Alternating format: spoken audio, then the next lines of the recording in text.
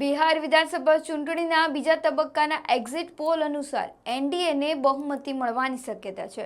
ઇન્સમેટ્રીઝના exit poll મુજબ એનડીએને 48% મત, grand એલાયન્સને 37% અને અન્ય પક્ષોને 15% મત મળવાની ધારણા છે।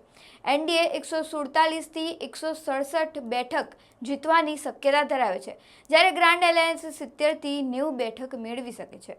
જનસુરજ પાર્ટી આ ચૂંટણીમાં ખાસ પ્રભાવ નહીં છોડે, તેમને માત્ર 0 થી 2 બેઠક મળવાની જ શક્યતા છે।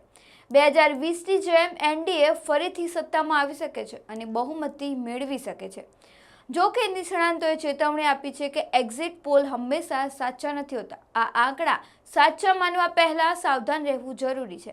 આરજેડી અને કોંગ્રેસના મહાગઠબંધન બીજી સ્થિતિમાં રહી શકે છે। મુખ્ય મુદ્દાઓમાં બેરોજગારી, મોંઘવારી, સરકારી નોકરીઓ અને વિકાસ વિરુદ્ધ જંગલ રાજનો મુદ્દો રહ્યો।